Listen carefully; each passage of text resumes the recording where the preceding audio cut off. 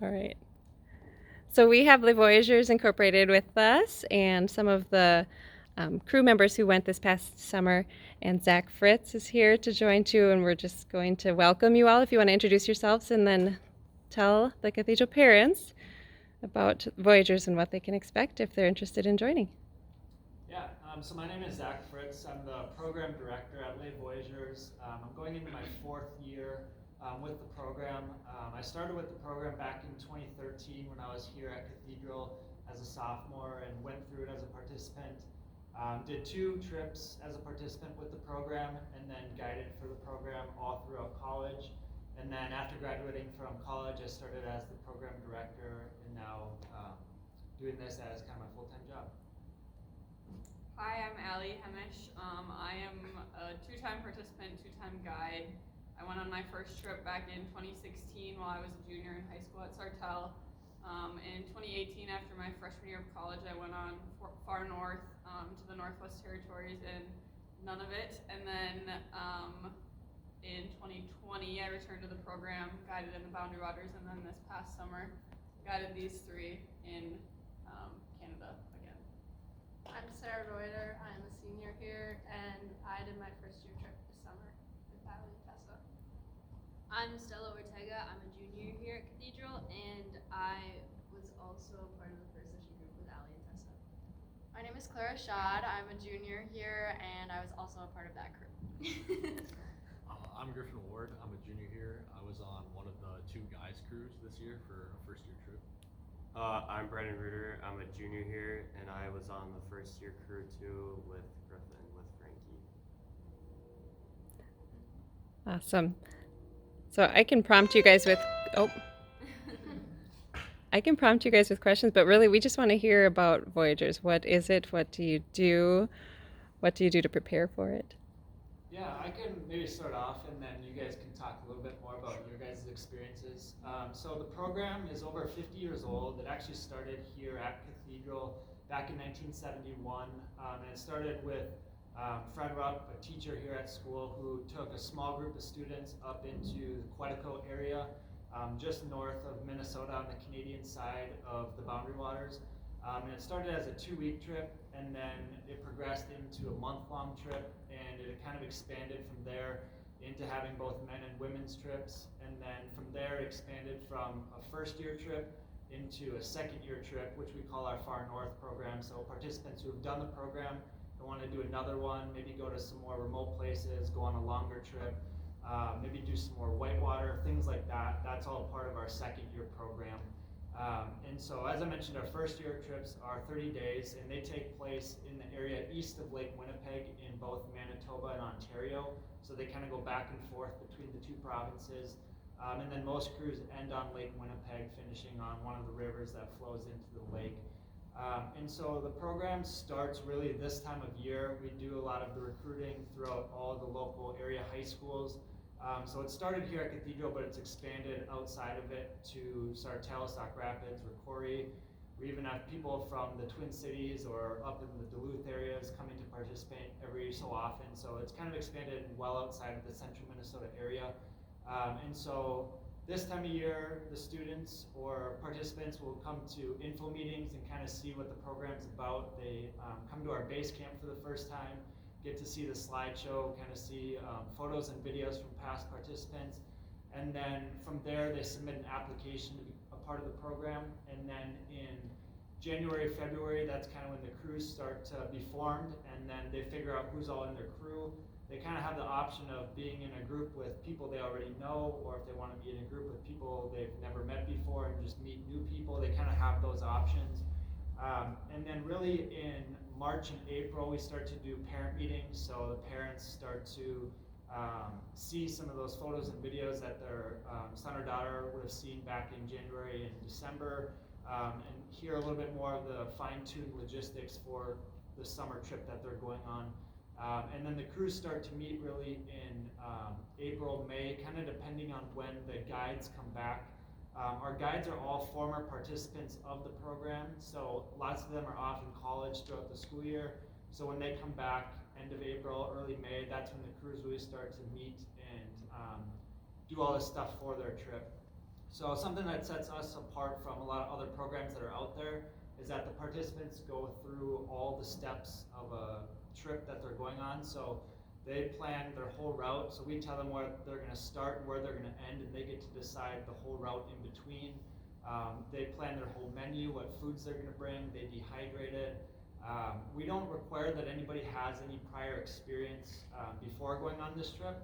And so when the crews start to meet, we kind of start off at square one and work everybody up at the same pace. So things like learning how to paddle a canoe, how to rescue a canoe if it happens to tip over, how to run rapids, how to tie knots, how to set up tarps, stoves, all of those skills they go through ahead of time. And then when they're on the trip, they continue to improve on those throughout the whole course of their trip. And so the way our summer is set up is that we have 2 sessions. So we know that people have different schedules throughout the year. So we have a first session which goes from mid-June to mid-July, and then mid-July to mid-August. So first and second session. And so these guys were all on the first session this year. And so depending on people's schedules, they can sign up for whichever one works better for them. And then when they come back from the trip, they all kind of help clean up all of their gear and get it ready for the next year. So that's kind of the general timeline that they go through. And then one thing that we actually do that's a little bit different that some people might not expect is that after the crews come back, we actually don't give them their photos and videos that were taken on the trip right away. And instead what we do is later in December, the crews set up a time where all family members can come and join together, and they do a slideshow where they go through and they look through all the photos and videos from the trip. So it's kind of a way for them to build up that excitement and then meet all together. Another chance for them to kind of reconnect as well, especially if people in the crew are from different schools. They have an opportunity to get back together later in the year and then kind of reminisce on their trip and all their photos and videos and stories. But yeah, if you guys want to maybe go through and maybe talk about how you guys heard about the program, because I know a lot of people ask how we can learn more about the program. So maybe how you heard about it, and then maybe some of your experiences from the summer, things you liked, any fun stories or anything like that would be kind of fun to hear. I heard about it just through my family because my dad went on it, and my uncle and aunt, and then my brother also did it in 2018. So that's how I found out about it. And then one of my favorite things is probably shooting rapids on trail. So I heard about it because my mom, first of all, she did it in high school, and then she also guided a crew when she was in college. And then both her siblings, my aunt and uncle, also did Voyageurs when they were in high school. And so it's just kind of like this tradition thing in our family now. And yeah, I guess like on the trip, my favorite part about it, I don't know. I just liked like our like team like aspect. Like if someone was like struggling, like everyone else like would just like encourage the other person, and like there was never like rarely ever negativity in our crew, and I really appreciated that because we all like worked really well together, and there was just a lot of support, and like we never had like any drama ever, which is like very nice. So that was nice. I heard about Voyageurs from my family as well. My dad went on the trip and then guided, and then I've had a lot of other family members do the trip, and I've seen quite a few people from our school with the chokers on, and so just kind of heard about it from that. I'd say my favorite part of Voyageurs is just how close you become with this group of people.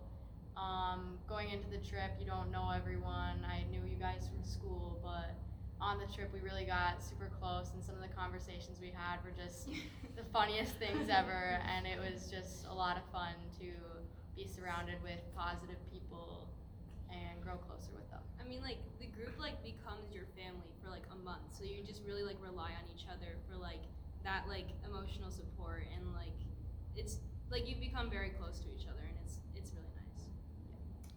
So I run cross country, and I would say an overwhelming majority of upperclassmen have done it. So kind of going into the sport, I saw the people with red chokers on, and I wondered about that, and they told me about their experience. So that's kind of how I heard about Voyageurs. And then I would say I'll do a more specific thing. My favorite part of the trip was definitely the night paddle. So usually in every trip you do one night paddle where instead of paddling like during the day, which is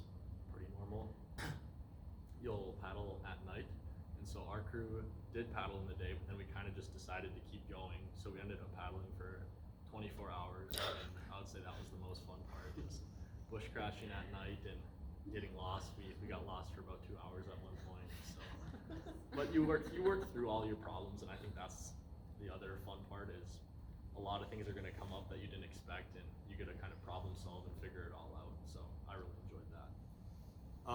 Kind of building off what he said, I kind of found out from like upperclassmen here, a lot of people that go here do it. So I just got to learn from their experiences on going on the trip. So it made me want to go on it.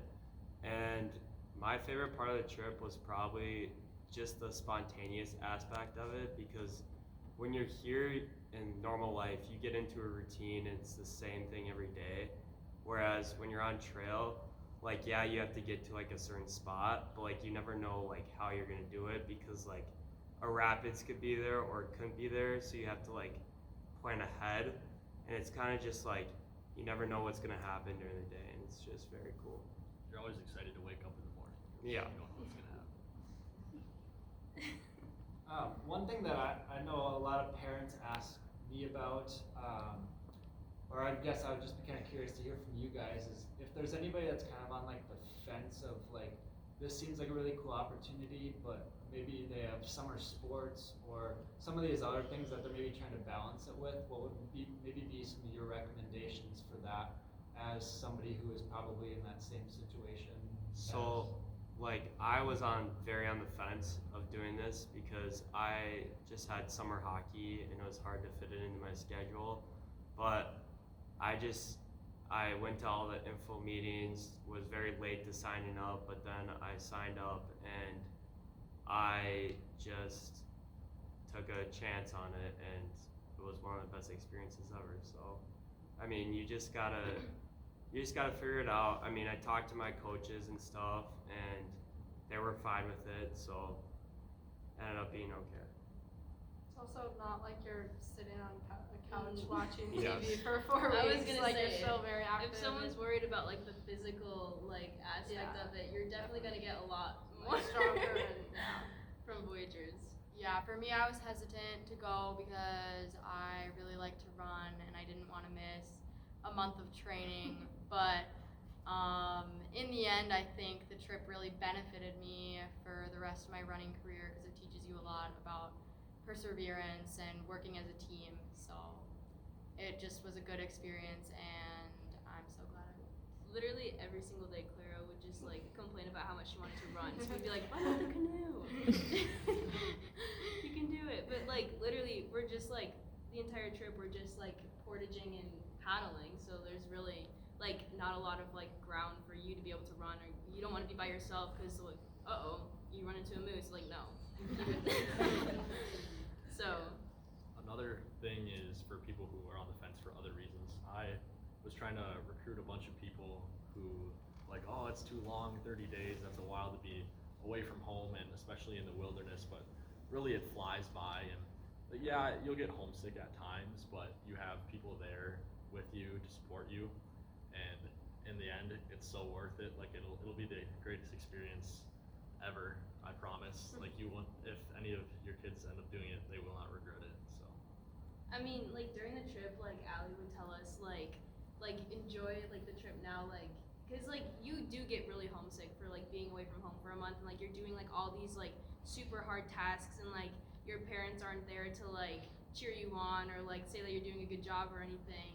You just have like each other for that. But like Allie would tell us, like you like may like be homesick now, but like you need to appreciate it now because like the last 2 weeks are just gonna fly by, and like then it's gonna be gone. And she was very right. And yeah, it is something like it like when you're doing it, it feels like it's taking forever, but like afterwards, it's just like wow, like that happened so fast, and it's like it's a very important like chunk of your life that like you learn so much through, and like you gain you learn a lot about yourself, like you gain a lot of like self like awareness of like what you're able to do, because like you're not really like, I don't know, like when you do all these hard things, like you don't realize like how much you're able to accomplish until like you do it, and that's the really cool part about it. Yeah, I'd have to often talk about this thing that I call reverse homesickness. So while you're on trail, you get a little bit homesick for home and your family, but then when you get back home, you're homesick for trail, because of just the experience and the routine and the closeness you have with your girls. I think for me, one of the most important things to consider if you're on the fence is that through Voyageurs, I myself, and I know all of my girls too, have learned lessons not only about themselves but about other people that I don't think that you can learn, like living here in the United States in modern society, not putting yourself through challenges and putting yourselves in an uncomfortable situation. I think that so much growth comes from this program that you wouldn't have elsewhere. Yeah, and for me, I was a little nervous going into it. I thought I wouldn't be like as capable as the other girls just because I'm a little smaller and can't lift things as easily. But Voyageurs taught me that you are capable, and no matter what challenges come up, you can accomplish your goals. And it also like it really is about like the team effort. Like, yeah, like maybe like the canoe is like a little bit difficult for you because she's really short. She's sitting right now, but she's really short. And so like yeah, it's 70 pounds that you're trying to like balance on your shoulders. It can be pretty difficult. But you were very good at like keeping a positive attitude. Like you like had a very good like motivation. Like you never gave up, even if it was like difficult. You never did, and that is very admirable. Yeah, I think the challenges is what keeps you want to keep going, because on our crew we had a 150-pound pack that we had to carry around. So I was one of the only kids on our crew that was able to carry it, but it was a challenge between me and another crew member and our guide to see who could carry it the furthest, and it was a fun challenge. So that was always fun. Are there any specific questions from you guys that these guys could help answer? Any curiosities or anything like that? Can you talk about the red cords? Do any of you guys So- wanna? I mean, you get them. So we get them. Like we have like this big picnic thing like before our send off when we go on the buses, and like all your families are there, and we have this ceremony where like they give you the choker, and us girls we like have the beads on, but we don't have them on in the beginning of the trip, and so like the choker kind of just resembles like a goal that you set for yourself, and then once you accomplish that goal, you're able to take off the choker, and then the knots at the top. Like the amount of knots that you have is the amount of members that are on your crew, and basically the idea is that like the way that the knot is, if you untie one knot, then all of the knots come undone, and so it's like kind of resembles that like team thing where like I don't you say it. Like everything you do on trail affects everyone else around you, right? So if you're having a bad day and you're gonna be crabby and you're gonna like have a negative attitude towards the day, that affects everyone else around you. But also on the contrary, if you're gonna do something super positive, encouraging your crewmates or collecting firewood, doing things that need to be done, that's also super beneficial and benefits your crew as well. So is it a goal that you set before you go and then you accomplish it during your trip?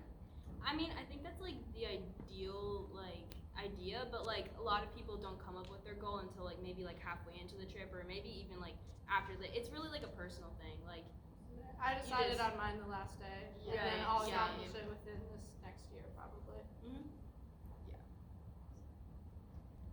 So then when you accomplish the goal, then you don't wear the necklace? Yeah, you can take it. They Yeah, I include actually it. already accomplished mine, so I'm not He- wearing mine He doesn't anymore. have one anymore. So I came up with my goal probably right before I left, maybe a week into the trip, and then as soon as I got back, I wanted to get the goal done, so I just worked really hard and got it accomplished. Now I don't have to wear it anymore, but A lot of people like to like once they accomplish their goal, they like keep their like choker like around like the neck of their paddle and just kind of like hang it there as like just to keep it together, and it looks nice. But yeah, do the beads. Sure. Okay. Our first bead, it's a blue, it's the water bead. It's like light at the end of the tunnel, water at the end of the portage trail. We got this day 3. we had they're called the Obuckman portages that we did. We did them the second and third day, and they were awful. Do not recommend doing named portage Oh, the first 3 whatever, days. whatever. Okay, but it was a really good learning It was a experience. good- Like it prepared us for the rest of the trip They were great. in a really like harsh way. But- Yeah. And then the next one is our family bead. It has 8 other circles on it for the 8 other people you're with, and then it's one ring, like we're all connected, kind of. And then this is a leaf, and it's how like leaves die, but they always come back like again, and yeah, pretty much. Yeah. I think the beads is something like traditionally like the girls cruise do a lot it's more just a because the girl guys thing. just like to make fun of us for it. Yeah. Like, oh, your water bead, like that's cute. But no, it's like it's a nice like little reminder, a little more symbolism. So there's 8 people on a crew? It depends. I mean, like Our crew was 9. their I think crew the at standard 7. is 9, but yeah, our crew had 7, and we Yeah, made it's- it work. It was Yeah, good. there's 2 boys crews, so one had 9 and we had 7. So our crew had to like double portage is what you call it. So like we didn't have enough people, so like it was more of a challenge for us. So because we had to go back and do it again. To So grab the rest of the yeah. stuff. So it was, I kind of liked it that our crew was smaller because it just added extra challenges for us. We're closer. Yeah. The typical size is around 9, but it varies a little bit. And each crew will usually have either 1 or 2 guides. So depending on if the guides are new guides are co-guiding together with somebody else. So there's 2 of them, but then as the guides have guided a couple times, then they can become solo guides and guide by themselves. And then I don't think I mentioned it at the beginning, for the participants' age, so participants can start after their sophomore year of high school, so anyone who would be current 10th to 12th graders could participate in the program. I think you guys should talk about like the most important thing that you learned or personal growth that you saw in yourself from the trip. Something maybe you discovered about yourself, those kinds of things. That's really important. I could start. I think patience was a big thing. Kind of going into the trip, I had like this ideal picture that hey, everything was gonna go as planned. The route that we made, like that was gonna be it. We had a really cool route. And then once you get on trail, you realize that pretty much nothing goes as planned. And, like there's challenges every day, and some days, you know, you might not be doing as good, and then you just get mad, like at yourself, but also like things just aren't going your way, and so then you kind of learn to control that. And also, you know, some days your crew members will like annoy you. It just happens, and you just have to learn to be patient with them. And speaking on our route, we ended up doing basically a completely different route than what we planned, and so like everything changed, and so you just have to have patience with all of it, and it all ends up turning out okay. So I think that's a big thing I learned. A big thing that I learned was like the productivity aspect of it, because like you like early on realize like every single second of the day like something needs to be done from like the minute you like wake up super early in the morning, and like because everyone needs to be like helping out, like I don't know, there's always something that needs to be done, like we need to get firewood, we need to I don't know, like help me out here. I don't know, like setting up camp, packing up camp, then like portaging, like everyone needs to like pull in their weight, and like you always need to be like looking around, like seeing what needs to be done, and not having someone like tell you what to do. You need to like know what needs to be done, recognize it, and then do it. And like that's something that like really like changed the way that I thought, really. So.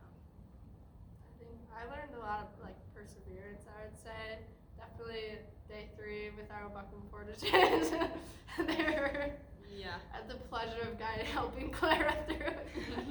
I mean, for me, like the same like mindset was like when I used to do cross country. It's like you just gotta keep going, and so like you just really have to like shut out all of your like emotions like of like not wanting to do it, and you just have to like one thing I like to pretend is like I'm a robot, I'm a machine, just go. Like literally just make your legs move, don't think about it, don't have any emotion, you don't have any, you're a machine, just go. And it works for the most part.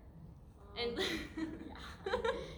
I think I learned a lot about teamwork and relying on others. Going into the trip, I was pretty independent, and I was like, it's not gonna get done unless I do it myself. But obviously, there's a lot of things on Voyageurs that you can't do yourself, and you need help from others.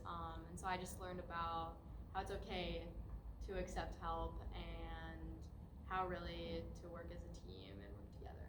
Yeah, I'm gonna piggyback off of what you said because, like, yeah, like there is that really big team aspect and like everyone's always helping each other out, but there also is the like a very opposite side to that where like there isn't always gonna be someone there to help you. Like when we're on the portage trail, the person with the canoe on their back isn't gonna wait and help you out when you're like on the floor with a 140-pound pack on your back, and you have to find a way and the strength and like the motivation yourself, like from yourself, to be able to get back up and to keep going.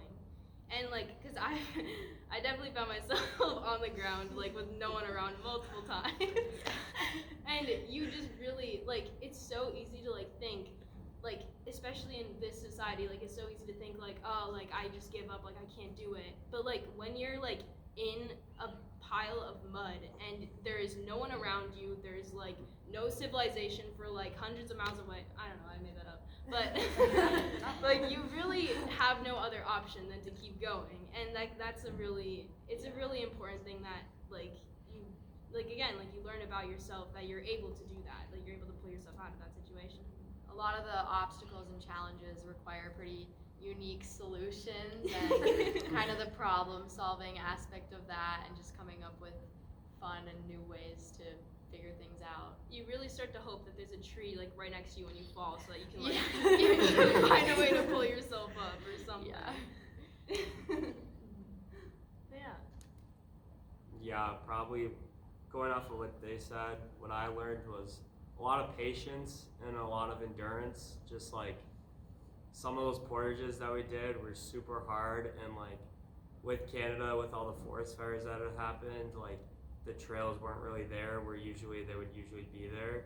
So like we had to like learn how to adapt, how to like go over trees or under trees. So it was like Fallen trees. you just had to go, and you just can't look back. So that was a big part of what I learned, and patience, because like sometimes you don't know where you're trying to go next, and like you just have to wait for like your guide or somebody to find where like the next place to go is. So a lot of just patience and just waiting. So helped me a lot with today.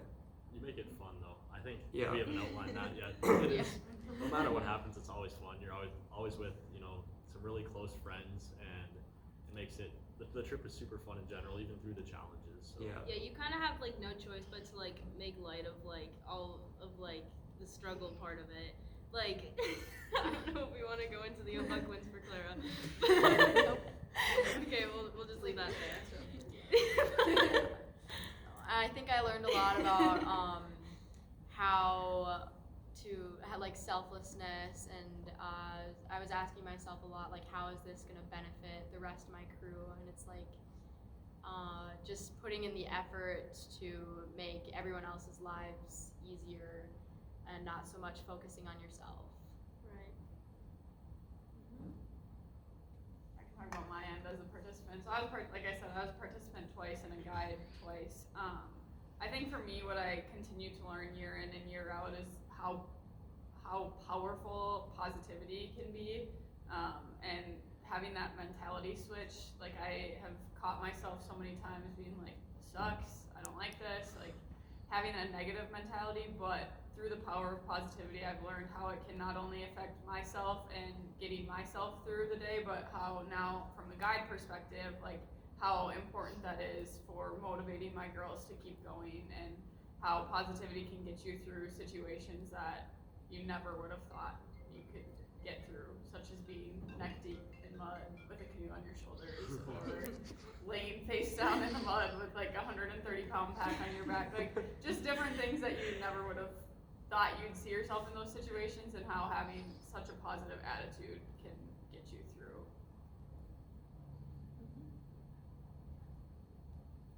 So if you completed your first trip and then you're doing a second one, is your second one kind of the same, different route or whatever, or do you have to do the far north for your second trip? Yeah, so the first year trip is kind of like the prerequisite for the second year trip. And so on a second year trip, similar to the first year trip, they get to decide what route they want to do. So we'll be doing the info meetings for those at a similar time here in December and January. And there we'll talk about previous routes that crews have done before. So a lot of those routes are further north. So these first year trips are east of Lake Winnipeg in Manitoba and Ontario. A lot of the far north routes are much further north in Northwest Territories, Nunavut, going up to the Arctic Ocean, going to Hudson Bay, some of those places. And those trips can range anywhere from 30 to 50 plus days, depending on the route that the crew decides. And so again, ultimately they get to pick which one kind of works best for them. What are the things they're interested in seeing, like the wildlife, whitewater, scenery, all that kind of stuff. And so they still have a similar time frame. They'll do the info meetings here December, January, kind of get their crew together, and then they'll start to do the route a lot earlier. So they'll do that more in like January, February, because there's a little bit more logistics that go into those longer and further trips. But then they won't really start to do a lot of their meeting until a similar time frame like April and May when their guides get back. But their preparation shifts a little bit. They're focusing more on some more technical skills, so they're spending less time like learning new knots, setting up tarps, because they've done all that before in the first year trip. These second year trips, they're focusing more on their paddling skills because they're going to be doing more whitewater probably, and they're dehydrating their food. They have more food to pack, so they're spending a little bit more time on stuff like that instead of the more basic things that they learn on the first year trips. And then with those trips, they also get to decide what day they leave. So we predetermine the dates for the first year trips, but the second year trips, they vary a little bit more because further north you go, there might be things like ice still on the lakes, and so they might have to adapt to some things like that. So ultimately they get to pick their route, they get to pick their dates of their trip, stuff like that. So there's some smaller differences in there, but for the most part, the core things that they learn on the first year trips are still involved with those second year trips. It's more so just kind of the scenery that changes, as well as more time on rivers instead of lakes. And then the crews for those are more, they're usually a little smaller, somewhere between like 6 and 8 on those crews, just because they're traveling further. They need to have 2 people in a canoe instead because they're doing more whitewater. So more small differences, but that's kind of the general layout of those second year trips. I have a question. I'm new to this. So what happens if any of them gets sick? Yeah, so sickness is actually a very rare thing. So all the guides go through a guide training process before they go up on the trip. So it's several weeks long. We go through kind of a Voyager specific training, kind of talking about our mission, philosophy, that kind of stuff, going through all of our gear. We do a whitewater training for the guides, so they get to kind of practice their skills, get a little bit better at that. And then they also go through a wilderness advanced first aid training. And so that kind of compiles their guide training prior to doing stuff with their crews. We also have a medical team as part of our program, so we have a doctor as well as several nurses that are on call throughout the whole summer. All of them are also former participants of the program, so they're familiar with what they're doing and all that kind of stuff. So they help us put together like a med kit. All the crews have a satellite phone as well as a radio that connects with airplanes or pilots that are flying around if they would need to get in touch with them, as well as a thing called a spot device. So it sends their location to us every night so we know where they are. We know that they're okay. But it also has a feature that's called like the SOS feature. So if there's a big emergency and they need somebody there right away, they have access to that. But lots of the times there might be some smaller like cuts or bruises or stuff like that, and the guides just want to talk with a doctor or nurse about those kinds of things. So they can use those sat phones to talk with them. They have their knowledge, but lots of times it's nice to get the medical professional help. So they can talk with them on a daily basis if they need to, give them updates, and then the doctors and nurses can give them advice for medications to use or how to take care of them when they're out there. So we have very close contact with them. Our kind of motto is no news is good news. So for the parents back home, it's great if you don't hear anything throughout the whole summer. as worrying as that might sound, but that means that everything's going well. If they're hearing stuff from us, that means that there's something that's going on that they need to be notified about. But yeah, so they always have access to medical help if they need it. And again, they go through kind of an intense guide training process prior to even working with the crews. So you don't think 30 days is too long? No. I think it's the perfect. I feel like it's the perfect length. I mean, like too short for like I don't know. I think it's the perfect length because like you're not missing like too much of like your personal life at home, but at the same time like it's like a long enough time for you to like I don't know like have that big of an impact on like yourself. I don't know. It's so much fun. It flew by. The last 2 weeks, like, were so quick. Literally were a blur. Yes. Yeah, no, I think 30 days is the perfect amount. I don't have much to add. Yeah. No, I don't think it's too long at all. I think like the first week is kind of a shock. Like you're getting into an environment that you're not comfortable in. You really don't know what you're doing, and you're kind of like stumbling through the motions as you figure everything out. By week 2, things kind of start to click a little bit more, so you get a little bit more comfortable, you know, flipping a canoe, carrying a heavy pack on your back, getting the routine of setting up camp and cooking dinners and starting a fire and all of those things. And then by weeks 3 and 4, you know what you're doing, and I feel like that's the time where you really start to enjoy the trip. And then those last 2 weeks, like all of them have said, fly by because you're having so much fun and you are like adjusted and used to this new environment, and then you come home. And it goes super quick. I want to add something from a parent perspective and also as someone who participated and guided. I would agree that 30 days is not at all too long when you're up there. As a parent, it feels really long. It was a totally different experience having my daughter do it and knowing what she was experiencing, but being home and just waiting day to day. And thankfully we didn't hear anything, so, you know, she was fine. But it was long for a parent, and so it's a challenge on our end to allow them that experience and not let our concerns or worries get in the way of something that will benefit them so much. And I learned a lot from having my daughter go, even more than I learned just experiencing it myself. And it's a baby step. Like they're going to be out on their own in a few years anyway, and so it's kind of prepping us as parents for that moment. Yeah. Just like a few more moves. Yeah. Yeah, I think like you said, it's kind of a good stepping stone because in a few years they're off to college or off to work or whatever it might be that they decide to do, and so it prepares both parents and your son or daughter for that kind of experience that they're going to have after the fact. And one thing that I think I really appreciated when I was a participant that I didn't necessarily expect going into it, but I feel like when I was in high school, there was a lot of parents or coaches that had to make a lot of the more difficult decisions for us. So for sports, it was like the captains or the upperclassmen, and so a lot of the people that are sophomores or juniors don't always get that opportunity to make bigger real-world kind of decisions. And so when you're on the trip and you come to these situations where maybe you're in a burn area and the route that you were planning on doing isn't really an option, and now you have to suddenly think about what you're going to do to get around this obstacle, you kind of get the opportunity to make those real world decisions, think about what other people are going to think about your decision, and kind of outweigh the pros and cons of the decisions, and not always thinking about what's best for you but other people as well. And so that was something that I thought was really cool, and it's cool to see when participants come back and they become captains of the teams.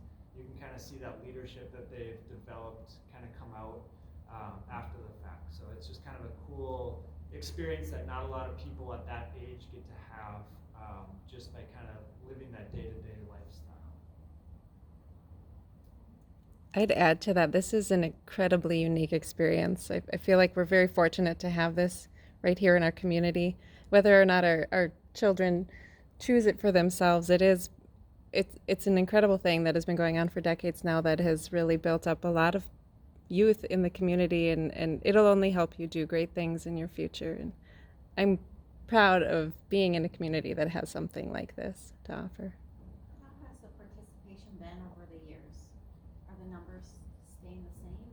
Yeah, it kind of changes every year. So in 2019, the program director retired, and so from that, there wasn't any trips that summer. There was only one crew that went out on trail that year, and that was just to kind of still have at least one group out there. And then obviously in 2020, that's when COVID hit. And so I think since then, we've been trying to kind of rebuild back up because of those little pauses in there. 2020 and 2021 were kind of us navigating around COVID. We still wanted to have some type of an experience for our participants, even though we weren't able to go up into Canada. So we had just shifted the location down to the Boundary Waters in Minnesota. So we were still able to have the trips. There were just some more logistics involved with keeping everybody safe during COVID. And so I think really the numbers were a little bit higher prior to COVID and all of that. And so I think we're still trying to get back up to that. And so, I mean, it's amazing how many people know about the program throughout the Cathedral community, but also talking to people just in general throughout the community that don't know about it. And so it's a lot of word of mouth that helps us spread the news to other people around other schools. And prior to COVID too, a lot of schools allowed us to go in and talk. Being kind of built here in Cathedral, they've always been great at letting us come in, put up posters, doing all that kind of stuff. But since COVID, a lot of schools have kind of taken bringing in speakers or putting stuff in schools, and so that's made it a little bit harder as well. So word of mouth from participants and parents has kind of been the key for us to getting that out there for other people throughout the community that may be interested in an experience like this for their son or daughter or family, friends, or relatives or whatever. Do you have a max number of crews that you'll take? Yeah, so what we've kind of found, so there was a few years where the program was very big, and we kind of found that the mission and philosophy was getting lost a little bit because there was a lot of people, and so we kind of found what that like sweet spot number is. And so, like I said, the average like crew member is 9 people. And we've kind of decided that like 4 crews in the first session, 4 crews in the second session is kind of a good number for the first year trips. And then far north ranges every year from like 1 to 3 crews on those second year trips. And like I said, so here in December and January, we're going to start doing our info meetings for the summer or next summer. And so on our website right now, I don't have all of the dates finalized, but you can go on to our website. It's just layvoyageurs.org. And there's a little link where you can just type in your name and email, and it'll put you onto an email list. So when the dates are finalized, you'll get an email saying, or you'll get a link in that email that you can go to and then sign up for an info meeting that works for you. It's kind of hard to plan around all of the different sports and schedules of all of the schools around the area. So the dates kind of vary from Sundays, Monday, Tuesday, Wednesday, whatever it might be. So you just have to kind of find which one works best for you when you don't have sports or something like that. And if you have any questions, you can always just contact us and we can work around maybe sending you a Zoom link or something like that to help accommodate if you're not able to make it to those. And is that meeting for the students and parents, or? So for those first ones, we just set it up for the participants to go to. So we like to have them there so they can kind of just see what it'll be like for them.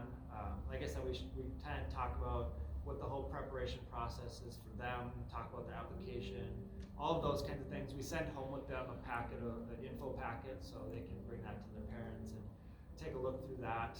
That includes more of like the timeline, cost, gear, all of that kind of stuff. And then they also take home the application that they can start filling out and get that sent back to us prior to the sign up. But yeah, we stick to the first info meetings as participants only. If they don't want to go by themselves, they can always bring friends. That's how I got roped into doing it when I was a student. I just had a friend who wanted to go and tagged along with them. It can be kind of intimidating, I know, to go to something like that by yourself. So it's nice to have a friend or two to join with. Even if you're not remotely sure if you want to do it or not, it's nice to at least go to the info meeting, see if it's something that you might be even a little bit interested in, and just kind of go from there. So like Brandon said, just kind of taking a chance, and you never know, it might be something that you really enjoy. And again, there's no requirements in terms of experience. You could have never been in a canoe, been on the water prior to doing the trip, and you can still come out of it just like everybody else.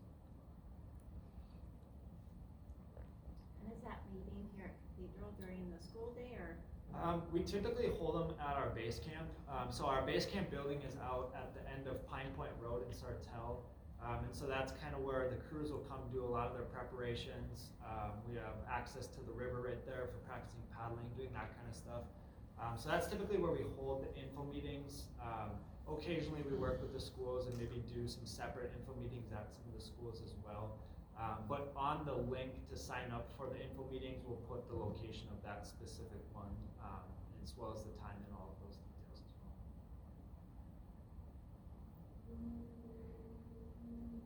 Any other questions? When do we need to know if our child's gonna do this by? Yeah, so the applications, again, they get those December, January. The applications usually close like mid-January, and then early February is usually when the crews kind of ideally come out. And so around then is when they would know like what session, the date. Well, they would know the dates at the info meeting. They would get the packet that tells you the dates of the trips, whether it's first session or second session, and then they get to put their preference on the application. So they would know like the specific dates as well as their crew and all that kind of stuff like early, mid-February. Okay, so have it done pretty much mid-January. Yeah, right.